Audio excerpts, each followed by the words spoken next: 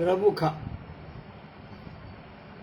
సినీ కళా దర్శకుడు, చిత్రకారుడు, జర్నలిస్టు, మహాకథకుడు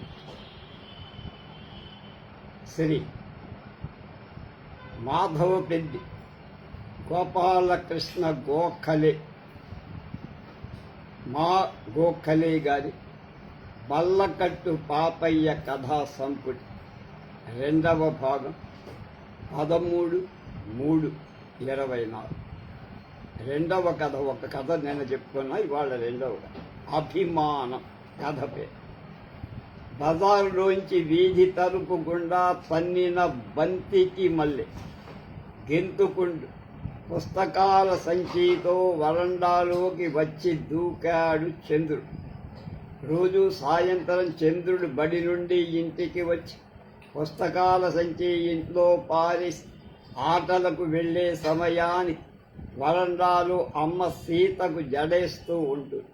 తనకింకా బడి యోగ్యత పట్టలేదు కనుక చంద్రుడిని చూడగానే జడ వింటున్న సీత చంద్రుడు బడికి వెళ్ళినప్పటి నుండి జరిగిన సంఘటనలు జడ కుదరనీయకుండా తలా చేతులు తిప్పుతూ గుక్క తిరగకుండా ఏ కరువు పెడుతూ ఉంటే అమ్మ ఆ ఒక్క నిమిషంలో కొంపలంటుకుపోని కప్పులు మీద పడ్డంత గొడవ చేసే సమయంలో సీతను బుగ్గలు గిల్లుతూ పరామర్శించి పుస్తకాల సంచిని వదిలించుకొని చంద్రుడు బయట పడేవాడు ఏలలు కొట్టుకొట్టు. సీత అంత దూకుడు మీద వచ్చిన చంద్రుడు పూపు ఆపుకుంటూ అట్లాగే నిలిచి ఉండిపోయాడు.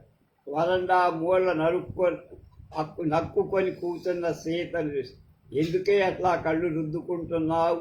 చప్పున వచ్చి సీత పక్కన కూర్చుండేవాడు చంద్రుడు.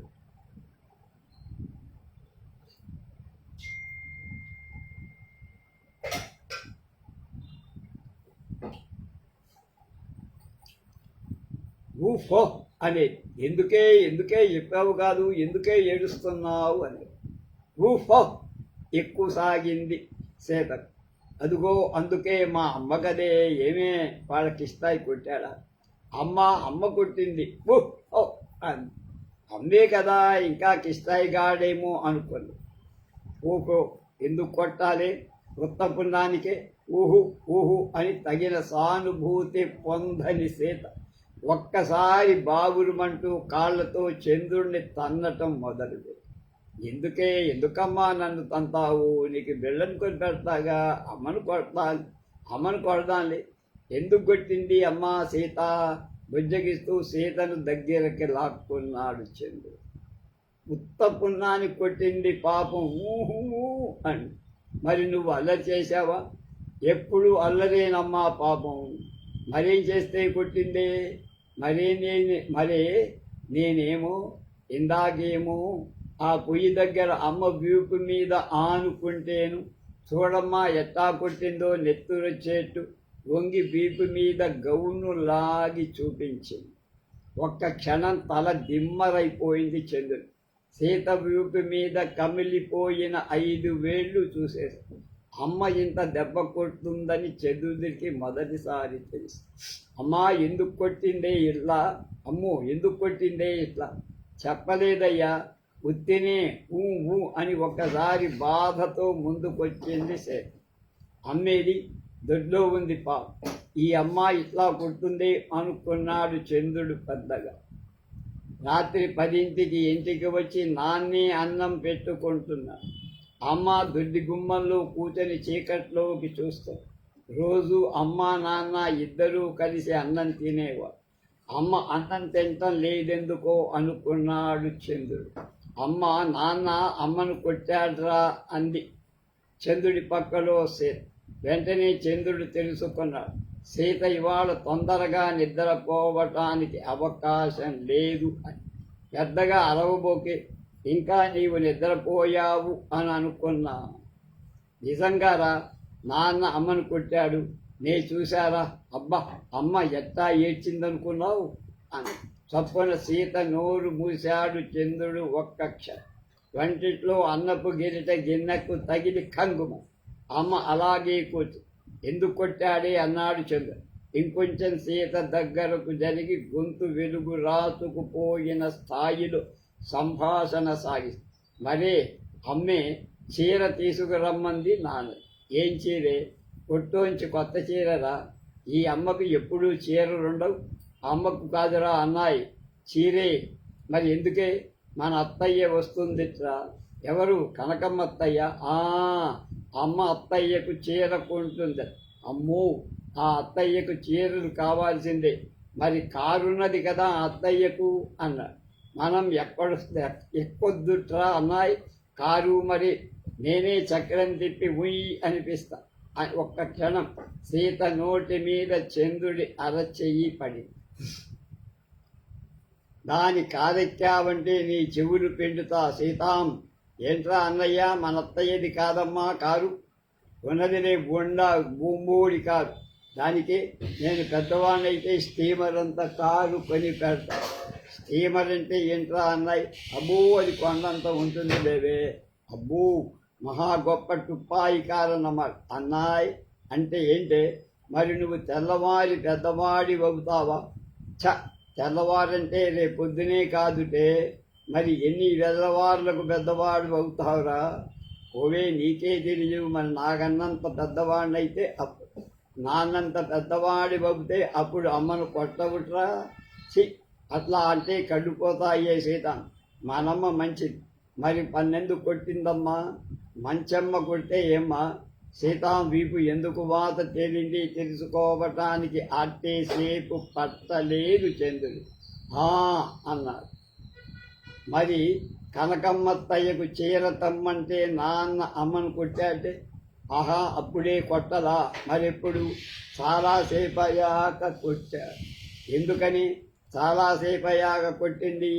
మరి నాన్న దగ్గర డబ్బు లేదు అంటుంటే అమ్మ చీర తెమ్మంటోంది. మరట్లా ఈ అమ్మ ఎప్పుడూ ఇంతే.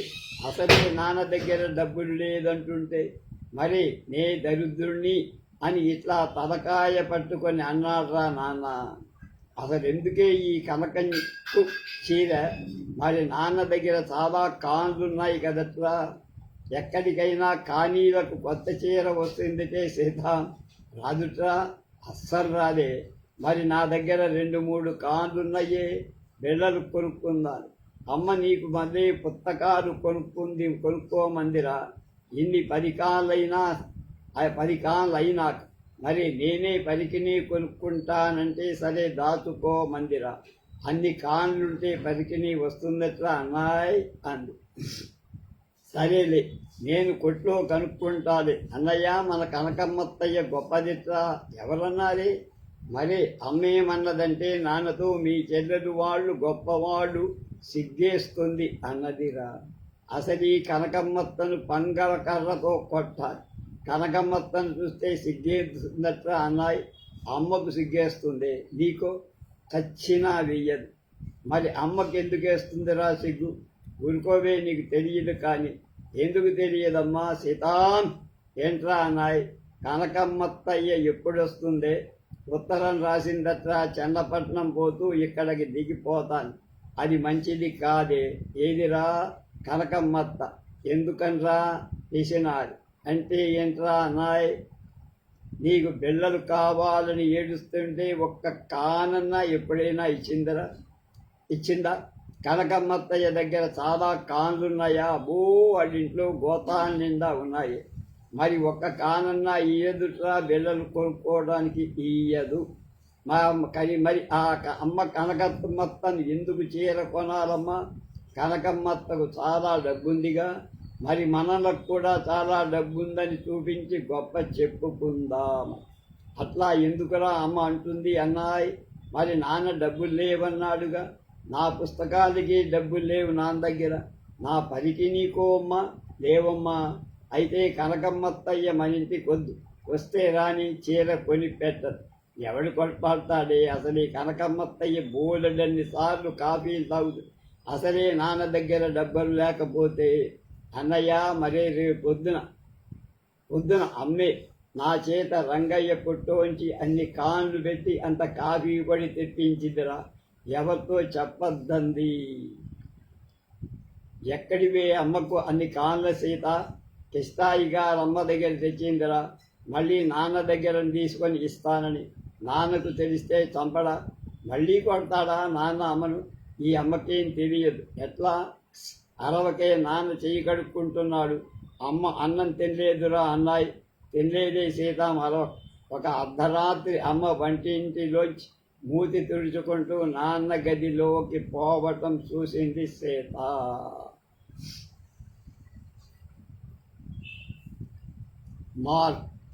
ఉన్నట్టుండి నాన్న పెద్దవాడై కూతుంటాడని ఉద్యోగంలో పడ్డ సత్యానికి ఊహించడానికైన అవకాశం లేకపోయింది. ఇన్నాళ్ళ నుంచి ఇంటి పెత్తనం చేస్తున్న నాన్నకు అకస్మాత్తుగా 2 మోకాళ్ళు పట్టుకుపోయి గడప దిగటం లేదు.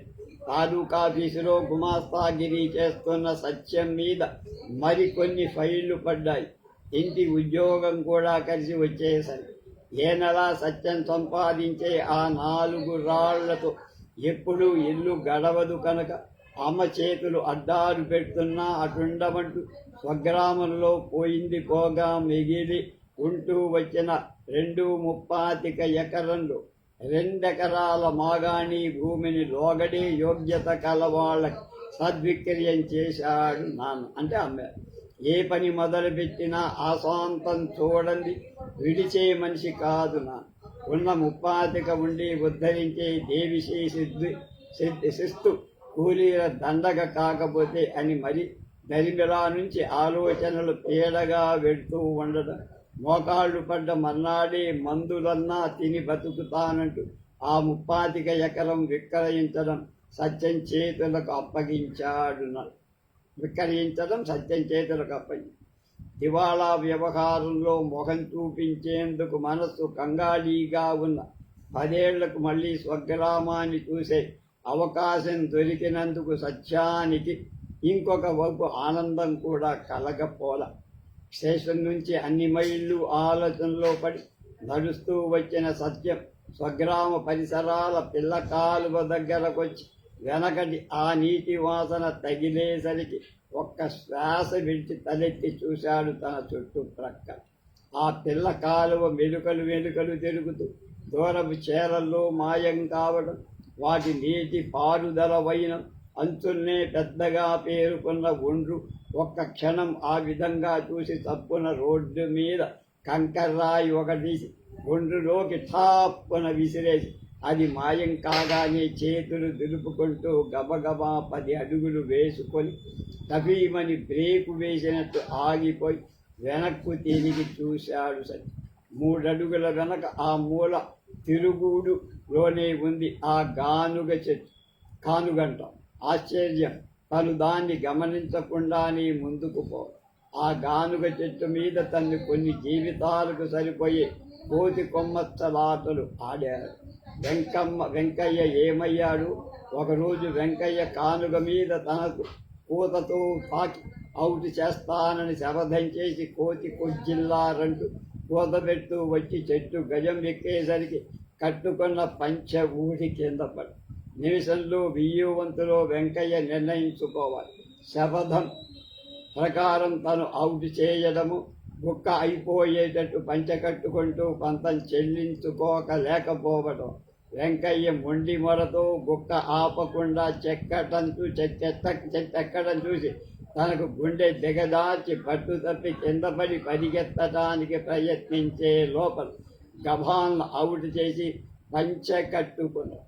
మిగతా ఆటగాళ్ళు నోళ్లు తెరిచి చూస్తుంటే పక్క నవ్వు. ఆ దృశ్యాన్ని ఎట్టు మీద పోల్చుకుంటానికి అది అంగవికలంగా బూడిదై బీటలు తీసి నుంచుని ఉంది. ఆ గానుగ చెట్టుకు తను దూరమయ్యింది, తన గానుగ చెట్టుకు దూరమైంది బోధపళ్ళ. అక్కడి నుంచి ఉత్తరంగా చేరల్లో గుండా స్వగ్రామం కనిపిస్తుంది. పూర్వం తను పరాయి ఊరు వెళ్ళి తిరిగి వస్తూ ఈ మూల నుండే చూసేవాడు. రామయ్య గారి ఎర్ర బంగళా పెంకుల డాబాకు వెనకగా వంట పొగ తెరల్లోంచి తొంగి చూస్తుండే స్వగ్రామం. ఆ ఎర్ర డాబా కనిపించంగానే ఎంత ఆనందంగా ఉండేది. ఊరు ఎన్ని సమీపిస్తున్న అనుభవిస్తూ చెట్లు భూతా చుట్టూతా దట్టంగా పెరిగి ఇప్పుడా ఎర్రడాబ ఆ దృశ్యం కనిపించకపోయేసరి ఒక్క క్షణం పాటు సత్యం గుండె బీచ్ ఆగిపోయి. ఏమైనా తనకి గ్రామం మీద ఏం అధికారం ఉంది? భూమి మిగలేదు, 10 ఏళ్ళ నుంచే శూన్యంగా ఉన్న ఇల్లు అది ముందున్న ఏ క్షణాన్నైనా ఇతరులకు చేరుతుంది. ఊళ్ళో చుట్టాలు పక్కాలతో సానుభూతి సంపర్కాలు పంచుకునే అవకాశం అంతకంటే లేదు. తనలాగా ఇలాంటి స్వగ్రామాలున్న అభాగ్యులు చాలామంది తోడున్నారనుకున్నాడు సత్యం. అయినా ఊరి పొలిమేరలోడికి అడుగు పెట్టినప్పటి నుంచి తన ఒళ్ళు అర్థం కాని ఉత్సాహం చువ్వ వంగినట్టు వంగుతోంది. గనుగుల వెంట గొడ్ల మందల్ని చూసి నవ్వుకుని సత్యం ఖడీ బర్ఖడీ అంటూ కొండ జడ సుబ్బం పరికిని ఎగురుకుంటూ పరిగెత్తడం జ్ఞాపకం. ఆ వస్తుంది పాపయ్యే తమాషాగా పెద్దవాడయ్యాడు. దూరాన్నించే కళ్ళకు చెయ్యి అడ్డం పెట్టుకొని చూస్తూ వచ్చి అంతా బాగుండారుగా మాట వరుసకు అడిగినట్టు అడిగి దాటిపోయాడు. గొడ్ల పిల్ల కాయన్ని కూడా దాటిన సత్యానికి అనుమానం వచ్చి ఈ మనుషులకు తనకు దూరం ఏర్పడి ఊళ్ళోకి ప్రవేశిస్తూనే భావయ్య గారింటికి ముందర దృష్టి ఆగింది సత్య. ఆ పొడుగుపాటి అరుగు మీద భావయ్య గారు కనిపించకపోవడం శుభశకునంగా కనపడ. ఊళ్ళోకి ఎవరు ప్రవేశిస్తున్నా ఆయన్ని తప్పించుకోవటం కష్టం. ఏ ఊరు? బలాని ఊరు. ఏం పని మీద? ఇదిగో వెంకటప్పయ్య గారి పొలం బేరాన్ని ఇలకని తెలిసింది. ధరెంతో కనుక్కుపోదామని ఇట్లా మెల్లగా చాలా ప్రయాసపడి వచ్చారు. కానీ మా ఊళ్ళో చెడిపోయిన వాళ్ళేం ఉన్నట్టు లేదే. మీరు పొరపాటున దారి తప్పి వచ్చినట్టు. అబ్బే, ఇక్కడ అలాంటివేం లేవు. కానీ తమరి వెంటనే తిరిగి వెళ్తే 11 గంటలకి బండి ఉంటుంది, దయచెయ్యి. ఆయన భావయ్యగా మనిషి సింహాలుంటాయి అని ఎవరికైనా నమ్మకం కుదరకపోతే ఆ ఎత్తాటి గోడల మందర పొడుగాటి అరుగు మీద కూతున్న భావయ్య గారిని చూసిన మరుక్షణం నరసింహావతారం భావంలోకి వచ్చి భక్తితో అడుగు వెనక్కి వెయ్యటం కద్దు. ఈ ఇంట్లో ఎవరూ లేదేం. చెరువులాంటి భావయ్య గారు ఇల్లు ఎండినట్టు ఉంటుందని చూసి పక్కగా బెల్లం నాక్కుంటూ తనకు కంట కనిపెడుతున్న ఒడ్డే పిల్లవాణ్ణి చూసి అడిగాడు సత్య. ఊరు లేరుగా అన్నాడా పిల్లాడు. సత్యాన్ని ఇంకొంచెం ఓరతూపి అదే అడుగుతున్నా ఏమయ్యా? భాగాలు పంచుకొని బత్తీల మీదకు బొయ్యారు. మావయ్య గోరు సావంగాని అని తొర్రున పరిగెత్తి ఒడ్డె పిల్లగాడు గబాల బెల్లంగడ్డ నోట్లో వేసుకొని ఎగురుకుంటూ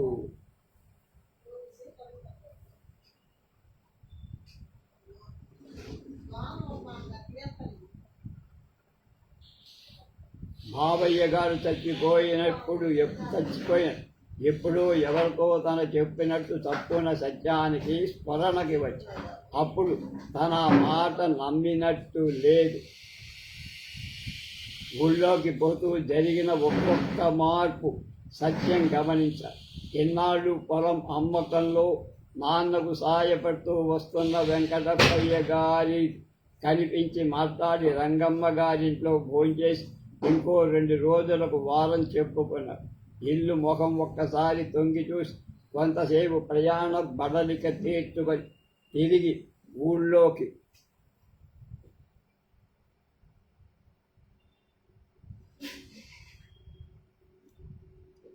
వద్దామని బయలుదేరేసరికి సుబ్బులు ఎదురుగా వచ్చారు. తనను చూడంగానే సుబ్బులు కాబలించుకొని ఏడ్చినంత పని. చిన్ననాటి స్నేహాన్ని ప్రకటించినందుకు స్వేచ్ఛగా శ్వాసార్థం మొదలుపెట్టిన తనతో చదువుకున్న భావనారాయణ, వెంకటరత్నం, వెంకట్రామయ్య తనను చూసి చూడనట్టు పోవటం కూడా సత్యం గమనించకపోలా. సత్యం వెంట పోవటానికి సుబ్బులు సంహరించలేదు. తాళం తీసి ఇంటి బాహ్య స్వరూపం చూడగానే కాళ్ళ కీళ్ళు ఒక్కసారి ఊడొచ్చినట్లయినాయి సత్యం.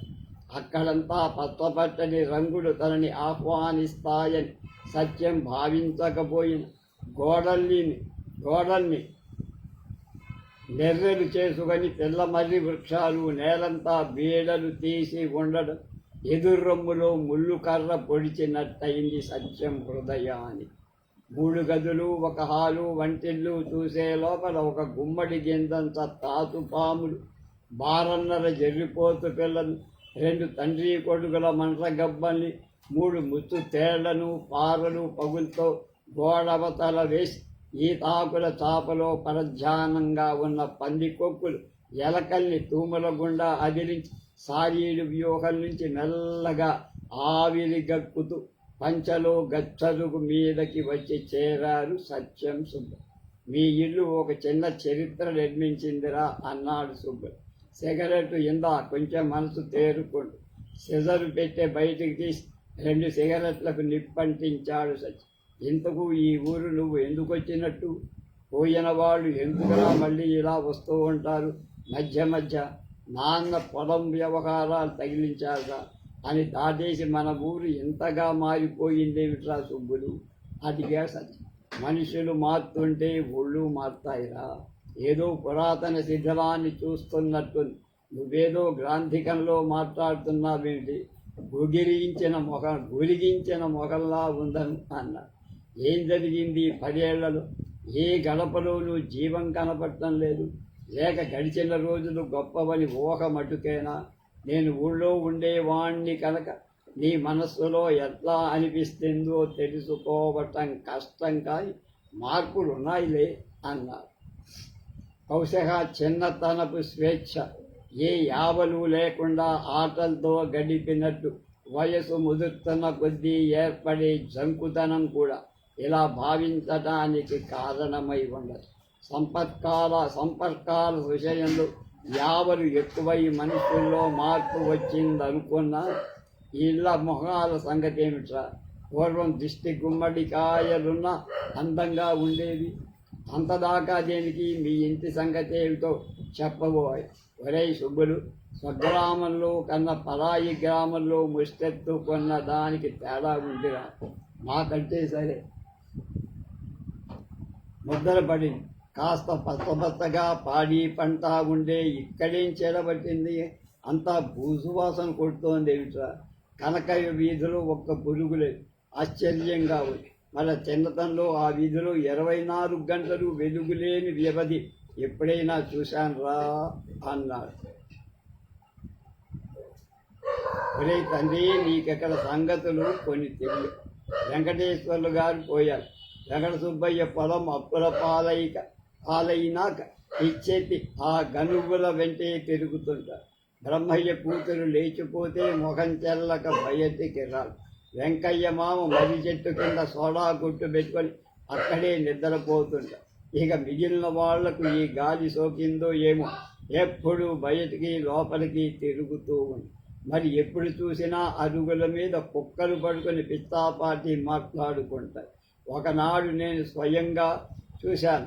ఒక కుక్క వీధి చివర తొందరగా వెళ్లాల్సి వచ్చి ఒక్కొక్క అరుగు ఎక్కి దిగుతూ గాని ఆ వీధి చివరికి చేరలేదు.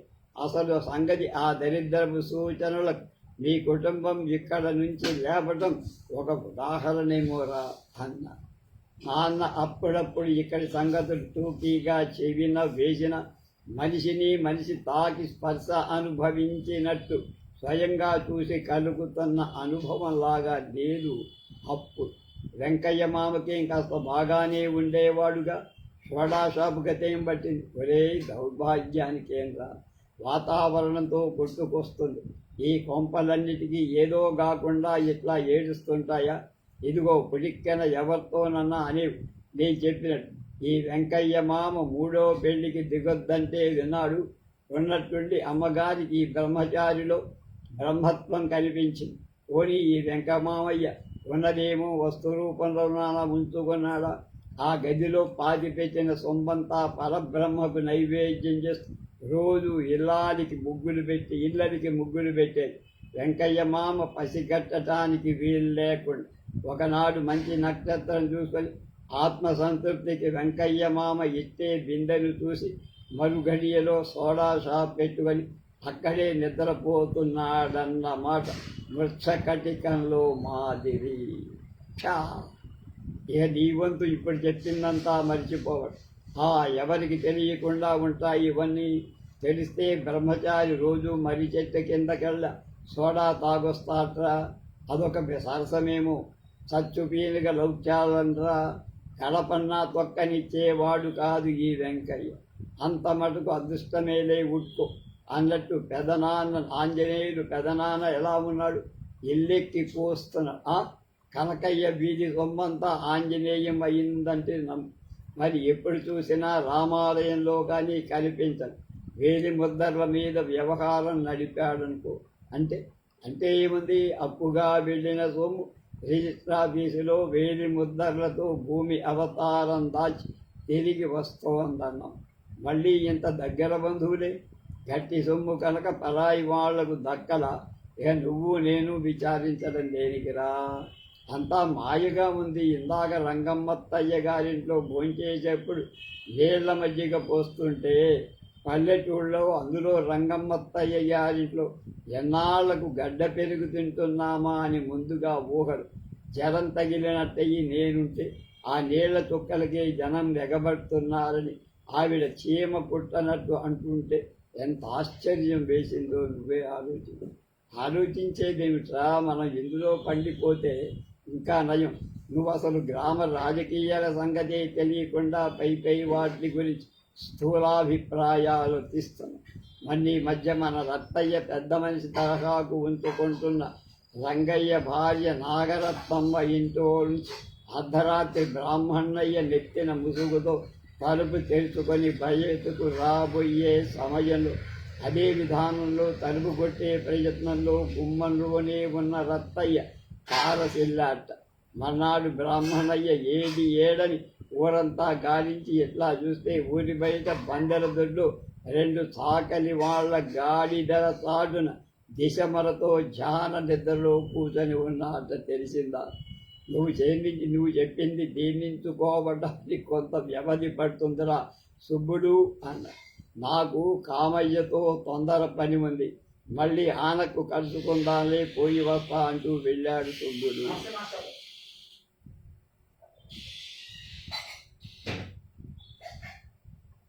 చిన్న తర్వాత ప్రసాదం తెచ్చాను.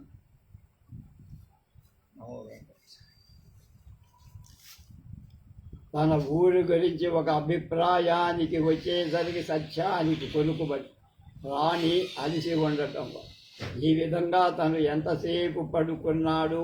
ఎక్కడో లాకుడు తెరుచుకొని నీరు ప్రవహిస్తున్నట్టు ఏమండో సత్యమయ్య గారు అని ఎవరో తను పిలుస్తున్నట్టు అనిపించి సత్య కళలు గొంతులు లాకుల్లోంచి తప్పించుకున్న నీతిలాగా ఉంటాయి కావాలి అనుకుంటున్న సత్యానికి మళ్ళీ ఇదేంది యాలగాని యాల నిద్రపోతున్నాడు అన్నట్టయి గవాన్న కళ్ళు తెరిచి చూశాడు. ఆ మనిషి ఎదురుగా నుంచొని నేను మాలచ్చిని అన్నదా మనిషి. కడియాల చప్పుడుతో సగం నోరు తెరిచి మూసుకున్నాడు సత్యం. కొండడు మిమ్మల్ని చపటాకాడ చూశాడంట, చెప్పాడు అని. 10 ఏళ్ల కిందట మా ఇంట్లో పనిచేసేది మహాలక్ష్మి. ఎట్లా పెరిగింది? అంతా బాగుండారా? అమ్మా నాన్న ఇంకా నిద్రమైకం వదలలేదట్లా? ఏ మహాలక్ష్మి నిద్రపోయేవాణ్ణి గబగబా లేపి నీళ్లు పారుతున్న నారుమళ్ల మధ్యన కూర్చోబెట్టినట్లయింది సత్య. గుర్తుండదా? గుండు నిద్రబట్టింది. ఇదేంది లెగిసి కూకొని మళ్ళీ అట్టుండాడు? అది కాదు, నేను తప్పున గుర్తు లెక్క పెట్టలేకపోయా. ఇంత పెద్దదైనా మహాలక్ష్మిలో మార్పు లేకుండా అదే విధంగా చోట్ల మాట్లాడటం చూసి సత్యం కాస్త తికమకలో పడ్డ. మరే ఊరండి నుంచున్నావేం కూర్చో. అబ్బో ఎలాలండి, ఆయనొచ్చే ఏలయ్యింది. అమ్మోళ్ళంతా బాగుండారుగా? అన్నా ఉన్నారట్లా. నీకు పెళ్ళయిందా? అప్పుడే అయిందిగా. పిల్లలా? ఆళ్ళు కూడా దేనికి లేండి. మొద్దులే కూటికి కనా కష్టంగా ఉంది. మొగులే అంటే మొదలే కూటికి కనా కష్టంగా ఉంది. అదేమిటి, నీ మొగుడేం పనిచేయడా? మొగుడు ఒక్కడే ఏం కర్మ, ఇద్దరం చేస్తుండా అంతంత మాత్రంగా ఉంది. ఇదిగో ఏమండో, వెనక మీ ఇంట్లో పనిచేసే దినాల్లో బాగుండండి, అప్పుడంతా బహు దరిద్రం ఉండదు అని. మరి పెళ్ళంటే ఏమనుకున్నావు అని చూశాడు. ఆయనకేముండో సానా మంచోడైతే నీకు తెలవదు కావాల కూలి గింజ లేయక పానాలు తీసుకుంటున్నారండి. ఎవరు డబ్బుల కాదు కదా అనుకున్నారు. ఎవరేంటి ఆసాములు కాక ఇంకెవరుంటారయ్యా? ఇదేంటండి, నాటేసిన కోత కోసి కుప్ప నూర్చిన గింజలు కలవక డబ్బిస్తానంటారేంటండి? ఆ డబ్బులు కాస్త కొమిటాయన దగ్గర తీసుకెళ్ళి గింజలు కొలవమంటే 4 గుప్పెళ్ళు ఒళ్ళు దొరికి పోమంటున్నారు. ఇదేమన్నాయమండి? ఇన్నాళ్ళు మా గూడెం మనుషులు ఇట్లాంటివి ఏమన్నా ఎరుగుదురా? అదే నాకు బోధపడకుండా ఉంది. చాకిరీ చేసేందంతా మేమ, కోతాల్లో పోసేది పొయ్యాక తగిలే గింజలు కాన్ రాకుండా చేసి ఏడిపిస్తూ తింటున్నారు. మా కూలోళ్లను పస్తు కొట్టుకోబట్టి వాళ్ళేంకే లాభం వస్తుంది మీరే చెప్పండి. మా గూడెంలో మడుసులు ఎట్టుండాలో పాలి వచ్చి చూడండి, మీకే తెలుసుద్ది అంది.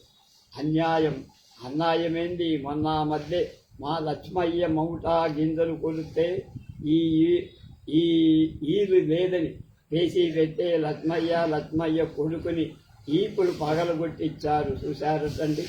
మరి ఎవరన్నా పెద్ద మనుషులతో చెప్పలా మీరు? ఆ మనుషులెవరో ఎవరు కానరా, ఏదో సర్దుకొని పోవడంగా ఉండాలిగా. మరి ఇంకా సర్దుగానే ఉండేది. పానం నీరు కాని పోతుంటే సచ్చేది గూడెంలోనే కూకొని సర్దామని ఏ పనికి పోకుండా అంతా అతనే గూడెంలో కూకుండాలి. కడుపు కాలిపోతుండాలి. ఇంతలో ఒక పొడుగాడు సువ్వలాంటి మనిషి కళ్ళు మెరిపిస్తూ తుబుక్కున ఉమ్మేసుకుంటూ వచ్చి మహాలక్ష్మి పక్కన నుంచున్నాడు. ఆ వచ్చిన మనిషి ఎవరో తనను మహాలక్ష్మిని ఎత్తి నేలకేసి కొడతాడనుకున్నాడు సత్యం. నేను సుబ్బండి రండి అన్నాడా మనిషి ఒక్కసారిగా నవ్వు. మహాలక్ష్మి ముఖం ఓరగా పెట్టుకొని సుబ్బడి వెనక్కి జరుగుతున్నది. మిమ్మల్ని గురించి చెప్తా ఉంటుంది రండి ఇహి అని నవ్వాడు సుబ్బడు. గిరదాలు వెనక్కి ఎగర్రే సుబ్బడు. కొంచెం పని ఉండి వచ్చా, ఈ మనిషి నవ్వంది కానీ మాట్లాడావన్ను కాని అనుకుంటున్నాడు. గూడెంలో కాస్త పని ఉండదు, దుబ్బున వెళ్ళాలి రాయే, దుబ్బునెల్లాం అంటూ గబగబా ఇద్దరు చేతులు పట్టుకొని పోయారు. ఒకసారి ఫిలిం తెగి లైట్లు వెలిగినట్లయింది సత్యాన్ని. మహాలక్ష్మి ఎంత మారింది, ఎంత మార్పు ఈ మనుషులు! తన ఆప్తవర్గంలోని పతనాన్ని వెళ్ళబోసిన సుబ్బులు తమ గూడెంలోని మనుషులతో సమభాగంగా నిలబడి పరిగెత్తుతూ వెళ్ళిన ఆ దంపతులు ఈ శూన్యంలో మన ముందు నృత్యం చేస్తూ ఉన్నట్టుగా అనిపించింది సత్యానికి. అది మార్పు కథ. మిల్లులో ముసలాయ్ ఇంకో కథ. శశిరేఖ, శశి కాదు శశిరేఖ. అబ్బా, ఇంక నువ్వు నేను నడవలేనయ్యా, నా కడుపులో ఏందో చెయ్యి పెట్టి తిప్పుతున్నట్టుంది. ఆ మిల్లు ఇంకెంత దూరం ఉందో. ముసలాయ్, నాకు మటుకేం తెలుసుద్ది చెప్పు, దగ్గరకు వచ్చే ఉంటాం అని అనుకుంటున్నా. కాస్త అతని ఓపిక పట్టి నడిస్తేవా దబ్బున మిల్లి కాడికి చేరుకుంటాం. అదిగో పొద్దు పొడుస్తోంది. ఆడదాని కష్టం మీ మొగాళ్ళకేం తెలవదు. దరిద్రానికి తగినట్టు నాకు ఈ కడుపు బరువు 5 కోసల దూరం ఉంటుంది చెప్పాడా పెద్దమని. తొలికోడి కూయంగానే బయలుదేరినోళ్ళ ఇప్పటికి 6 కోసలు పైసలు కన్నా నడిచుంటాం. ఏది ఏడా కాండ్రాదేం మిల్లు? 6 కోసలు ఆ కూడా ఏడ నడిచామే. నువ్వు అసలే కడుపు భారంతో కాలు తీసి కాలు పెడుతుండేవి. అబద్ధం చెప్పటానికి ఆ వెంకటప్పయ్యకేం పట్టింది? ఏ వెంకటప్పయ్యో ముక్కు మొగం తెలవని ఈ కొత్త చోటుకు ఆశ పెట్టి పొమ్మన్నాడు. నాకు తెలుసు, మన అంతు కనుక్కోవడానికే ఈ వెంకటప్పయ్య జతపడ్డాడు. అందుతో నువ్వు మాటకు మొంగల ప్రతి మనిషిని నమ్మి కూకుంటావు. అసలు ఆ పంచదార మిల్లు ఈ చుట్టుపక్కల పొరపాటునన్నా ఉండదు.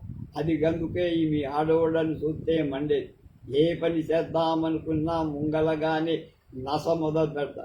మన ఊళ్ళన్నీ మొదనష్టమైపోతే దేవుడల్లే ఈ వెంకటప్పయ్య ఆగుపించి బలాన మిల్లు కాడికి పొండి పని దొరుకుతుందని కాస్త ఊపిరిపోతే సరేనంటే సరేననుకొని బయలుదేరొచ్చాం. 5-6 కోసల దూరం నడివిస్తే మర్యాద మిగిలిపోయినాక ఇప్పుడు ఏంటట నీ వసనస? 4 అడుగులు గబగబా వేసామంటే ఆ మిల్లు ఉండేది లేనిది తేలిపోతుందిగా. పైగా పంచదార మిల్లుకు ముందు రాత్త పక్కన కిల్లీ దుకాణం. ఆ కిల్లీ దుకాణంలో రంగయ్యనే ఓ మడిసి ఉంటాడని ఆ రంగయ్యని అడిగితే మిల్లు వ్యవహారాలు తెలుస్తాయని ఇంత వైనంగా చెప్పే కదా ఆ పెద్ద మనిషి. ఆ చెప్పిందంతా బూటకమని నేను మట్టుకు అనుకున్నానెట్ట. నడిచి తెల్లారిపోయి మరి తెల్లారి కట్టేరికి మిల్లు కాడికి చేరుకుంటామని ఆ పెద్ద మనిషి చెప్పే. ఓ పక్కన ఈ కడుపు మోత, ఇంకో పక్క ఎనుగుబోతు వల్లే ఈ కొండలు బండలు దారి పొడుగుతా ఎంత పడతా ఉంటే అయినా ఏడన్నా పంచదార మిల్లులు, కిల్లీ దుకాణాలు, కొండలు బండల మయానం ఉంటాయ్యా అంది. ఏ పుట్టలో ఏ పాము, ఏ గుళ్ళో ఏ మాత్యం ఉంటుందో నీకు నాకు తెలుసుద్దా? మాత్యం సంగతి దేవుడెరుక. కొవ్వొచ్చు వచ్చొచ్చి అడవిలో పడ్డాం. ఏడ చూసినా మడిసి పొరుగు కనిపించటంలా. నాకేదో అనుమానంగా ఉంది. ముక్కు సూటిగా అదే పనిగా పడిసిపోతున్నా. దారి తప్పలేందుకన్నా అదే నాకు తెలవటల్లా. అంతా చిత్తరంగా ఉంది. ఇందాకటి నుంచి నీకు మళ్ళీ కళ్ళు పొడుచుకొస్తూ ఉండా. ఏ మనిషి పొమ్మన్నా కనిపిస్తుందేమో. నువ్వన్నట్టు నిజంగా ఎవరూ కానరాలే. ఎంత పని వద్దని నాకు ముగలే తెలుసు. తచ్చేయని చీకట్లో పడి అసలు దేనికయ్యా మనం బయలుదేరొచ్చింది? మనల్ని చెప్పు తీసుకొని తన్నారు ఈ చేసిన పని. మనం ఈడ నాలిక పీక్కు సచ్చినా చూసే దిక్కులేదు. నా నోరు పొడారిపోతుంది. యాసం ప్రాణం తీస్తుంది కదంటే సచ్చినోడిని నేనన్నా ఒంటరిగా రాక నిన్ను కూడా లేపతీస్తుంది కదంటే ఎట్టనబ్బా ఇప్పుడు? కాస్తే గబగబా అడుగు వేయవే, ఏదో ఒకటి చేరుకుందాం. కడుపు కాలుతున్నా మన ఊళ్ళ పక్కన ఇంటుంటే అదో మాదిరిగా ఉండేది. అడవిలో ఇంకేంటి దిక్కు?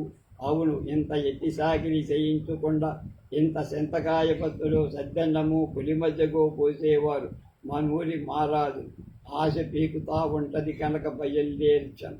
అయినా ఎప్పటికైనా మంచి రోజులు వస్తాయని మధ్య మధ్య మనసు లాగుతానే ఉంటుంది. అదే మనకు తెలియదు.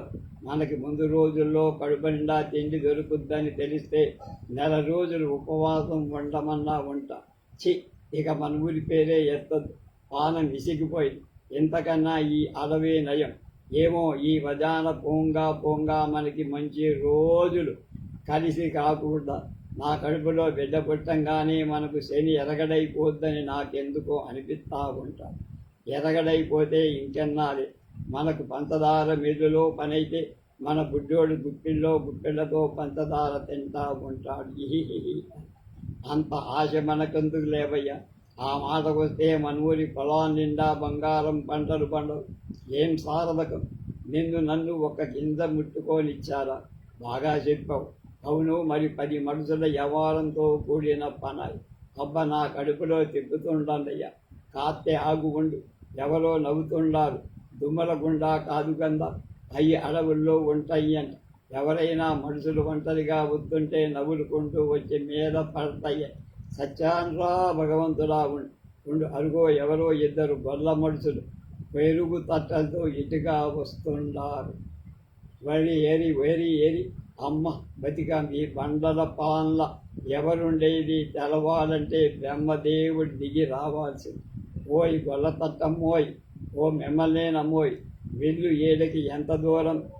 గొల్ల తట్టమ్మ ఎవరోయో నువ్వు? తట్టమ్మ బుట్టమ్మ అంటున్నావు. కళ్ళు కానరాట్లేదయ్యా. నెత్తిన తట్ట ఉంటే ఎవరికైనా అరుసే.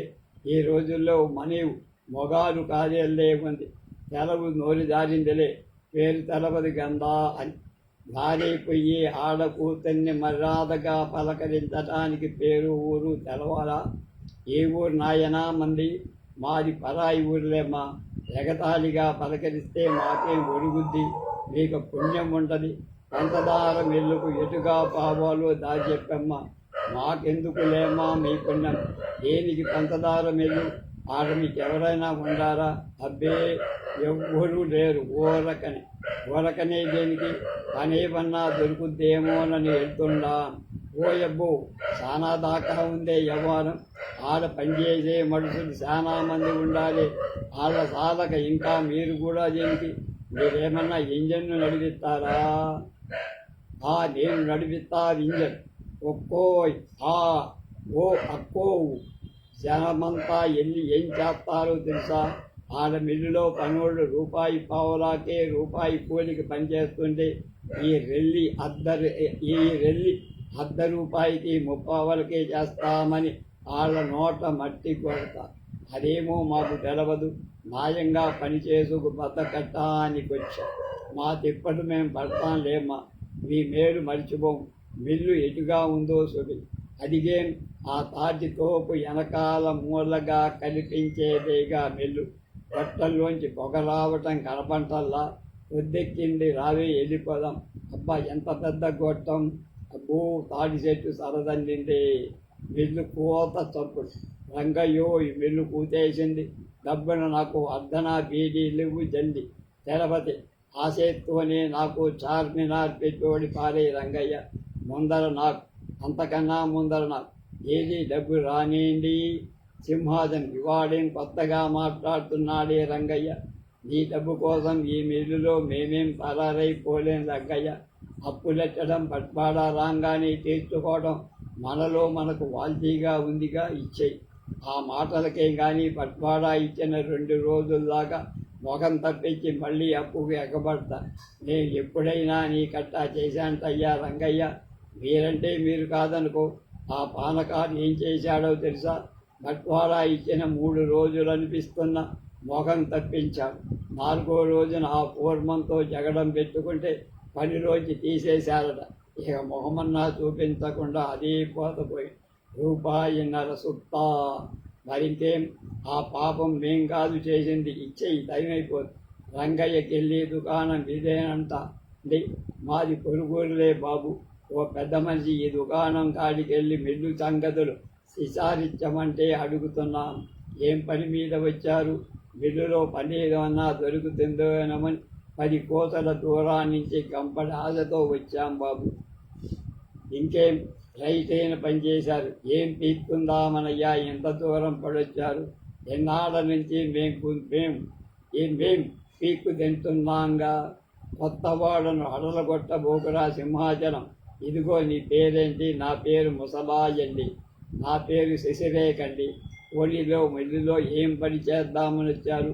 కడుపు నిండటానికి ఏ పైనా ఏం బాబు? పని దొరకాలి కానీ తిండి లేక అల్లాడిపోతున్నాం బాబు.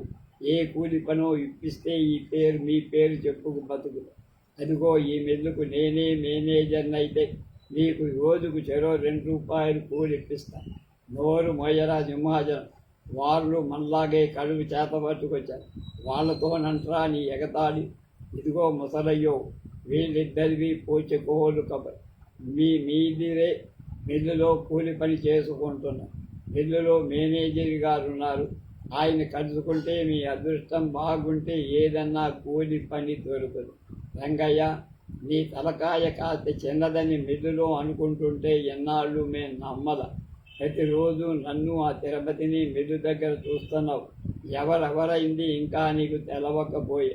ఇదిగో మళ్ళీ చెబుతున్నా, ఆ తిరుపతి గ్యాస్ వెల్డర్. నేను మిషన్ క్లీనర్ తెలిసిందిగా. నిక్షేపంలా తెలుసు. మీరేమన్నా ఇంజనీర్లా ముందు చెప్పండి. మరింకే నెల జీతగాళ్ళ కాదు కదా. రోజు కూలి వారానికోసారి తీసుకుంటారు అంతేనా? కాకపోతే బస్తాలు మోసే కూలి వాడి కన్నా ఇంకో 10-30 ఎక్కువ సంపాదిస్తారు. అంతేగా తేడా. సింగయ్య అంటే మేము అనుకున్నాం గదరా తిరుపతి పెద్ద యవహత్తే. అదిగో రంగయ్యో, మమ్మల్ని పనితనం ఉన్న పని వాళ్ళని పెద్ద వాళ్ళు అంటారు కానీ నీవు కూడా మమ్మల్ని కంట చూస్తూ ఉండు. ఏమైనా నిన్ను మాకు వెల్లులో హెడ్ గుమాస్తా అని సిఫార్సు చేయాల్సిందే అని.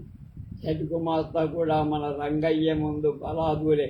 ఈ మధ్య నుంచి రంగయ్య చూపు మన జనరల్ మేనేజర్లు ఇంజనీర్ల గారి మీద తప్ప వాడటంలా.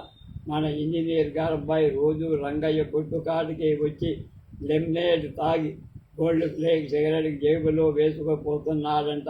కాదంటయ్యా రంగయ్య. ఒరే ఇంజనీర్ గారి అబ్బాయి గేటు దగ్గర తచ్చాడుతున్నాడు. అటుగా వస్తాడెళ్ళే ఉంది. మనకెందుకు వచ్చింది? పదబోదాం. తాజ్మహల్ బీడీ లేవయ్యా రంగయ్య. చార్మినార్ పెట్టి అట్టాగే చేతిలో పట్టుకుంటేవి. ఏదో మాట మీద మాట తమాషాకు అనుకుంటాం, పోతాం. రాని అని. మరి ఈ ముసలయ్య సంగతి ఏమంటావు తిరుపతి? తిండి లేదు కమాను చూడు మొగాలు ఎట్లా పీక్కుని పోయాడు. కూలి పని ఏమన్నా దొరకవచ్చుననుకుంటా. రత్నం మేస్త్రిని అడిగి చూద్దామా? వాడుతా దివ్యం రకం. నువ్వు మాట్లాడేది మాట్లాడుతూ ఉంటే వాడు అరచేయి ఆడిచేది ఆడిస్తా అని ఉంటాడు తైలం కోసం. అబ్బో అట్లాంటి రకం తరుమైతే మిల్లు నడవకే, కానీ అడిగి చూద్దాం. మనమంటే కొంచెం గురేదే. ఇంజనీర్ గారబ్బా ఇటే వస్తున్నాడు రోయ్, చదపోదాం. ఎదురో ముసలయ్యో మధ్యాహ్నం దాకా ఇక్కడే ఉండండి, ఇంటర్వల్ గంట కొట్టంగానే బయటికి వస్తాను రంగయ్య, వాళ్ళకి కాస్త ఏమన్నా పెట్టవయ్యో. కదరా సింహాచలం.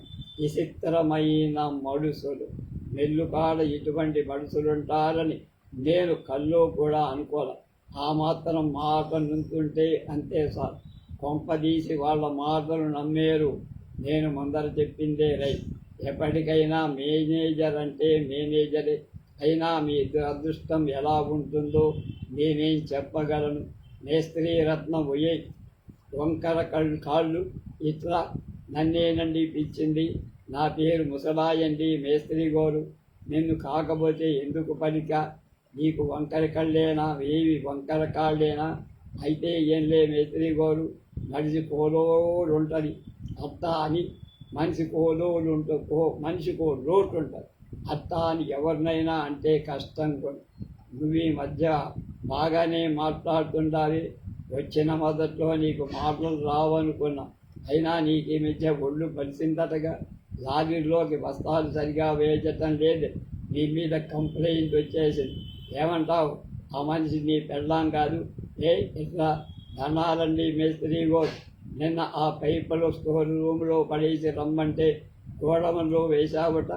కట్టె కళ్ళేం నెత్తికెక్కినయ్యా. ఏది ఇస్తోసు ఏది గోడవనుందో తెలవక తెకమకమైంది దొరా. ఈసారికి ఎప్పుడు చెయ్యనుగా. ఎలా నీ పిల్లాని పొద్దున్నే అరగంట పాచి పనికి పంపించడం లేదే. తమకు చెప్పలేదు కానీ మా ఆవిడ మనిషికి ఎందో నెలండి దొర కడుపులో తిప్పుతా ఉంటుంది. ఏడ్చావు ఇక్కడ పనికేం తిప్పడంలా. సరే చూస్తాను మీ సంగతి. మీ మీద ఇంకా చాలా కంప్లైంట్లు ఉన్నాయి. నిన్న పట్వాడా తీసుకున్నారా? చిత్తం తీసుకున్నా. మర్చిపోయారనుకున్నారా?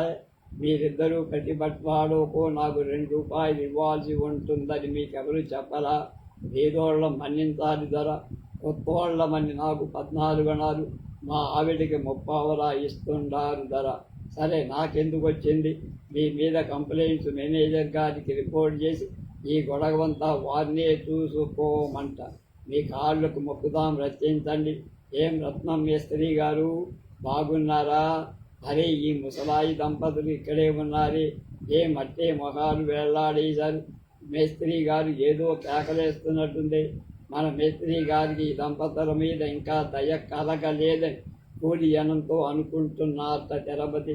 నిజంగారా? సింహాచలం పాపం వీళ్ళు చాలా మంచివాళ్ళండి మేస్త్రి గారు. అయినా మన మేస్త్రి గారి స్వయంగా తెలుసుకుంటారు, మనకెందుకు? రత్నం, ఆ మెలకువలన్నీ నాకు బాగా తెలుసు. మరి ఎన్నాళ్ళు ఈ ముఠాతో పని చేయిస్తున్నాను. అయినా ఈ గొడవలన్నీ మాకెందుకలే. పోదాన్రా పంసలాయ్, మీకేం పనులు లేవు. కాస్త గుడ్డు దగ్గర పెట్టుకు బతకండి. ఇంత ముందరే ఇంటర్వల్ గంట కొట్టారండి మేస్త్రి గారు. టిఫిన్ తినాలి, మనం కూడా పోదాం రారా. సింహాచలం విల్లు స్టై సూచనగా దూరంగా కోలాకరం. ఈ గడిబడంతా ఏంటి తెరవదయ్యా?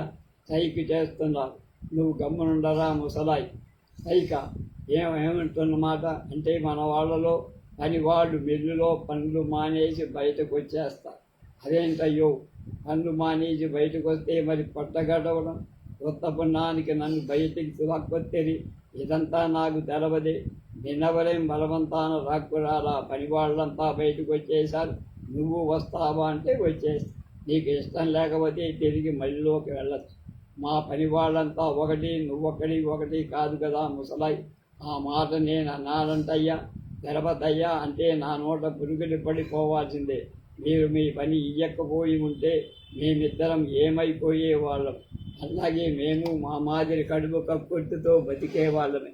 ఇవాళ మమ్మల్ని పనిలోంచి తీసేస్తే మీరు వచ్చిన దారినే పడి మేము వెళ్ళిపోతాం. అంత మాట అనకూడదు తెరపతయ్యా. ఎంత చెడ్డా మీరు పనివాళ్ళు. మా ఏనాదోళ్ళ సంగతే వేరు. ఎందుకు పనికిరానోళ్ళం మా బతుకే బజారు బతుకు. ఈ మిల్లులో మాకు ఎట్టా కడుపుకు ఎంత దొరుకుతుండదా అని మాలో మాకే ఆశ్చర్యంగా మా బతుకు మీకంటే తేడాగా లేదని మేము మనసులో పుడుతుంటామని చెబితే నమ్ముతావా ముసలాయి? ఆ బాయిలర్ దగ్గరుండే చలాన్ని ఎరుగుదువా? ఎవరు? ఆ మధ్య కాలు దారి పడిన మడిసేనా? అతనే బాయిలర్ చుట్టూ ఉన్న చెక్క కోర్పు నూనె కారుతూ ఉండని తెలుసా? చలం కాలు దారి ఆ పక్క రైలింగ్లోకి కింద పడు. మన ఆసుపత్రిలో విరిగిన కుడి కాలు తీసేశారు. నిన్న 3 నెలల జీతం ఇచ్చి మిల్లులోంచి తీసేశారు. ఆ బాయిలర్ దగ్గర సరైన కట్టుదిట్టాలుంటే చలానికి ఆ విధంగా అన్యాయం జరిగేది కాదు. ఈ అన్యాయం వల్లనే పని వాళ్ళంతా స్ట్రైక్. అదిగో పోలీసు వచ్చారు కొంపలు. ఎందుకు కొంపలు మునగడం? పని వాళ్ళంతా కలిసి కొందరు పెద్దని కలెక్టర్ దగ్గరికి పంపించారుగా. అదిగో గేటు దగ్గర ఏదో గొడవ. రారా తిరుపతి పోయి చూద్దాం. నా మాటినండి, మీరు వెళ్ళొద్దు. నువ్వు ఎక్కడే ఉండు, మేము వెళ్ళొద్దాం. అదేంటి కిల్లి కొట్టు రంగయ్య ఇటుగా పరిగెత్తుకొస్తున్నాడు. ఏంటి రంగయ్య? ఇదిగో ముసలాయి, నీ పెళ్ళాం ఏది? ఏది మిల్లులో ఉంది కావాలి. మరీ పని చేసావు. మిల్లులోంచి ఓ పిల్లాడు పరిగెత్తుకుంటూ వచ్చి నీ కోసం అడిగాడు. ఈ జాతరంతా చూసి నీ వెళ్ళా నీ కోసం ఆదరాబాదా వెతుకుతూ పోలీసు రావడం చూసి లోపల గోడవం దగ్గర పిల్లాన్ని కన్నదంట. అబ్బా, నీకు తెలవదా? పరిగెత్తరా ముసలాయి, రారా సింహాచలం. పదండి, జనాన్ని తోసుకుని. ఎక్కడికి పోయేది? ఉండండి. గేటు మూసేసి పోలీసులు కాపలా కాస్తున్నా. కిష్టమ్మ గారి పెద్ద జీతగాడు కథ రేపు.